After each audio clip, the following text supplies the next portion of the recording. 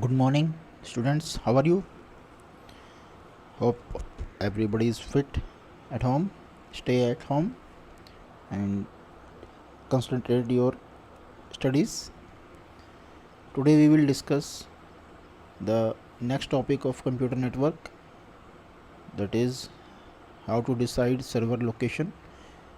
Yesterday we will discuss the how to set the location. We will repeat the same. Then we will continue the next part.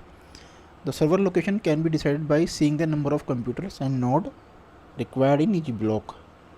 हमें ये देखना है कि किस block में सबसे ज़्यादा कंप्यूटर है, बिकॉज सबसे ज़्यादा लोड आपका उसी जगह पर होने वाला है जहाँ पर सबसे ज़्यादा कंप्यूटर होंगे. तो दैट्स वाई हमें सर्वर वहीं पर ही लगाना चाहिए, जिससे आपका जो स्पीड है वो आपको अच्छी मिले. तो that's why server must be installed at the wing block with maximum number of computers due to maximum load requirement of service in the back block.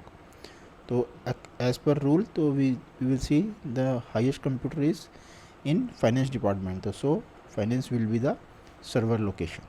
So that is how we will decide the server location. Now the next part, how to decide repeater location.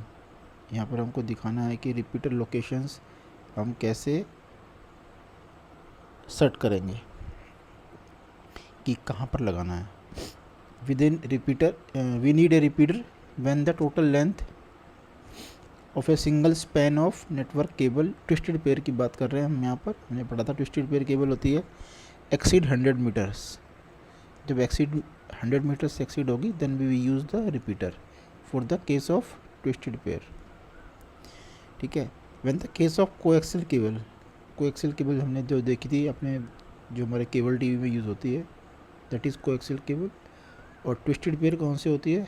वो होती है आपकी network की cable, जो हम networking करते हैं, जैसे हमारी कंप्यूटर लैब में है. आपने देखा होगा ग्रे कलर की केबल होती है. ट्विस्टेड पेयर आपकी ब्लैक वाइट 2-3 कलर में आती है. तो दैट इज़ अगर वो 500 मीटर से ज़्यादा होती है coaxial cable, then we need the repeater. आपने देखा होगा केबल टीवी के बीच में जहाँ पर एक बॉक्स लगा होता है, वहाँ से एक वायर आती है, एक वायर चली जाती है. तो दैट इज़ ये बीच में लटका होता है कई बार रोड साइड पे अगर आपने देखा हो. तो that is called repeater. What is the use of repeater? Repeater is boost the signal और इंक्रीज द सिग्नल क्वालिटी. तो that's why we need repeaters. तो बोथ द केस, तो हमें देखना पड़ेगा कि जिस बिल्डिंग का आपका डिस्टेंस ज़्यादा है वहाँ पर हमें रिपीटर लगाना पड़ सकता है. तो रिपीटर की लोकेशन भी हमें चेक करनी होती है when we have to establish a layout. Maximum distance of fibre optical link can be 80 to 100 kilometre, but it depend on various factor like the bit rate and the quality of the splice. Splice का मतलब क्या होता है? जो data आपका जा रहा है. The total attention of distance, कि कहाँ पर जाकर आपका डेटा ब्रेक होने वाला है. तो ये सब इन चीज़ों पर डिपेंड करता है. It also depend on the power of the transmitter and receiver quality. आप जहाँ से ट्रांसमिट कर रहे हैं और रिसीवर कर रहे हैं उसकी क्वालिटी पर डिपेंड करता है कि आपको कितने उस पर रिपीटर लगाना पड़ेगा. तो यहाँ पर आप 80 to 100 किलोमीटर मान लीजिए, तो देन वी रिक्वायर्ड है रिपीटर. तो ऑब्वियस है कि फाइबर ऑप्टिकल की ये रेंज अच्छी है, आपको रिपीटर कम से कम लगाने होंगे और डेटा आपको अच्छी क्वालिटी में मिलेगा. Satellite link is required when network blocks wings are too much far from each other और where installation of cable is hard. जैसे हिली एरिया है वहाँ पर आपको सैटेलाइट लिंक की देने जरूरत पड़ेगी. वहाँ पर installation of cable is very difficult, वहाँ पर डिफ़िकल्ट भी होता है और बहुत ज़्यादा डिस्टेंस भी होता है. For data security firewall can be install in network. हम फायरवॉल भी इंस्टॉल कर सकते हैं एज ए हार्डवेयर और एज ए सॉफ्टवेयर, दोनों ही फॉर्म में.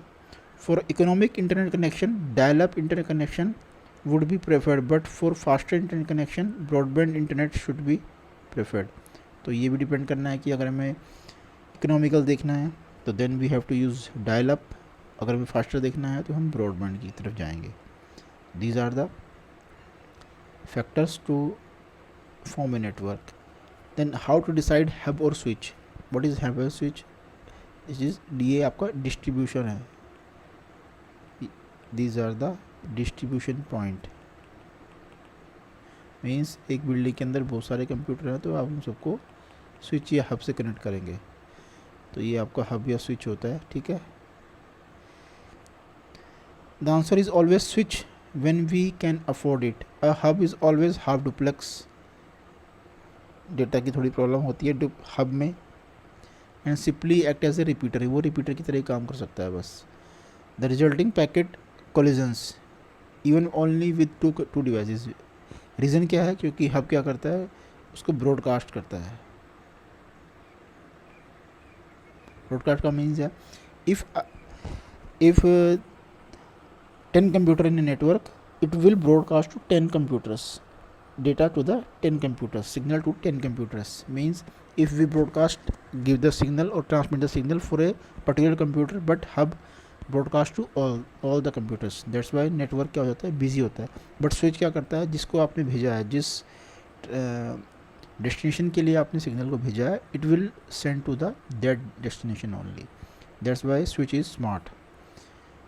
Make it slower than the simply using a cable, whereas a switch intelligently direct traffic based on the Ethernet MAC address, and this is full duplex, resulting in full speed between any device on the network at the same time. तो हम यहाँ पर same time पे हम different data को transmit कर सकते हैं, जो कि हब के केस में नहीं होता। इन जनरल सेंस हब और switch any device can be install when there are more than one computer in a wing block. लेकिन लगाना कहाँ पर है? पहले तो ये डिसाइड करना है कि स्विच लगाना है या हब लगाना है, तो वो हम उसकी क्वालिटी के ऊपर, उसके फीचर्स के ऊपर देखकर हम लगा सकते हैं कहाँ पर हमको चीतना चाहिए। देन कहाँ लगाना है, कब लगाना है, तो उसके लिए जब भी मोर देन वन कंप्यूटर या डिवाइस होगा, मोर देन वन डिवाइस आपके नेटवर्क में हो जाएगा, आपको हब और स्विच इंस्टॉल करना ही है। दैट इज़ द कंडीशन, ठीक है। तो हमारा ये वाला टॉपिक यहाँ पर आज ख़त्म होता है, फिनिश होता है। You have to make the notes very carefully. Notes आप अच्छे से बनाएंगे, विद एग्जांपल बनाएंगे, क्योंकि नोट्स ही आपके काम आएंगे, क्योंकि क्वेश्चन आंसर यहाँ पर वेरीज करते हैं। सीएस में आपके साथ एक प्रॉब्लम आएगी कि एक ही क्वेश्चन आपके अगर बुक में देखेंगे, अगर पीछे क्वेश्चन, तो एक ही टॉपिक पे 6 या 7 क्वेश्चन आपको मिलेंगे, वो डिफरेंट मार्क्स के बेस पे हो सकते हैं। तो then you have to make in notes in point, ठीक है। अगर पॉइंट वाइज आप नोट्स बनाएंगे तो you can explain the questions as per the marks. अगर 1 नंबर का है तो आप शॉर्ट में लिख सकते हैं, 2 का है थोड़ा ज़्यादा लिख सकते हैं, 4 नंबर में आता है तो आप अच्छी तरह से एक्सप्लेन कर सकते हैं विद एग्जांपल। तो दैट्स वाई मैं इसलिए कहता हूँ कि आप नोट्स बनाएं, अच्छे से बनाएं, तो आप कोई भी क्वेश्चन आंसर कर सकते हैं। आपकी बुक अगर आपके पास है तो बुक के पीछे क्वेश्चंस आपके पास मिल जाएंगे, आपको ट्राई करने हैं। आपको एक क्वेश्चन एक ही बार ट्राई करना है जो आपका सबसे हाईएस्ट वाला है, स्मॉलेस्ट को आप अपने आप ही कर सकते हैं उसके शॉर्ट फॉर्म के साथ। तो आज के लिए इतना ही है। Thank you, have a nice day.